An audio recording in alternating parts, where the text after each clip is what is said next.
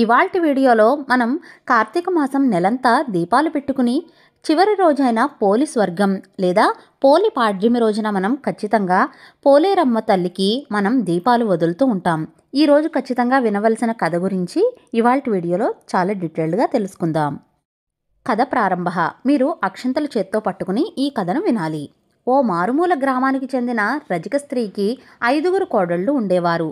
ఆ 5 కోడళ్ళలో చిన్నది అయిన కోడలే పోలమ్మ. చిన్నప్పటి నుంచి కూడా పోలమ్మకు దైవభక్తి ఎక్కువ.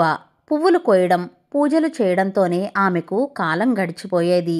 పెళ్లి జరిగినంత వరకు కూడా దైవంతోనే ఆమె ఏర్పరచుకున్న అనుబంధానికి ఎలాంటి ఆటంకం కలగలేదు. కానీ పెళ్ళైన తరువాత ఆమె ఆనందానికి గండిపడింది. పువ్వులు కొయ్యడానికి, పూజలు చేయడానికి, అసలు గుడికి వెళ్ళడానికి కూడా ఆమెకు వీలుండేది కాదు. అందుకు కారణం ఆమె అత్త.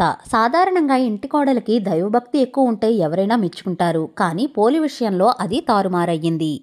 పోలి అత్తకు తాను మహాభక్తురాలననే గర్వం ఎక్కువ. కొంతమంది అమ్మలక్కలు కూడా ఆమె వెనక చేరి భజన చేయడం వల్ల ఆమెలో మరింత అహంకారం పెరిగింది.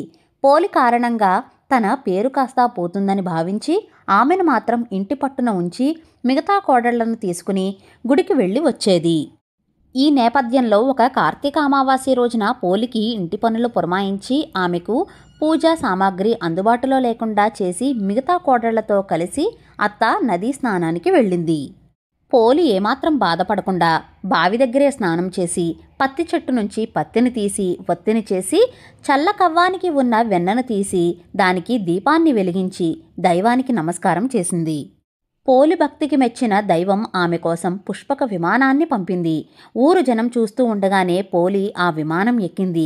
విమానం కొంచెం పైకి లేవగానే అక్కడికి వచ్చిన అత్త తాను కాకుండా తన కోడలు స్వర్గానికి వెళ్ళడానికి వీల్లేదంటూ పోలిని కిందకు లాగడానికి ఆమె కాళ్లను పట్టుకుంది.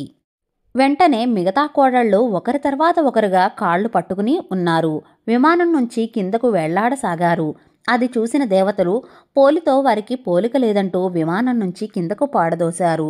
పోలి మాత్రం బొందితో స్వర్గానికి వెళ్ళింది.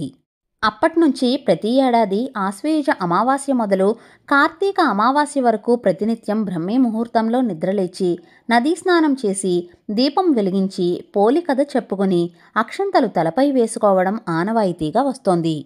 ఈ విధంగా నెల రోజుల పాటు నదీ స్నానం నోము పూర్తయ్యాక కార్తీక అమావాస్య రోజున బ్రాహ్మణునికి దీపదానం ఇవ్వాల్సి ఉంటుంది. ఈ విధంగా పోలి పాడ్యమి రోజున కథను చదువుకుని అక్షంతలు దేవుడి మీద వేసి మిగిలిన అక్షంతలను మనపై, మన కుటుంబం వారిపై వెయ్యాలి.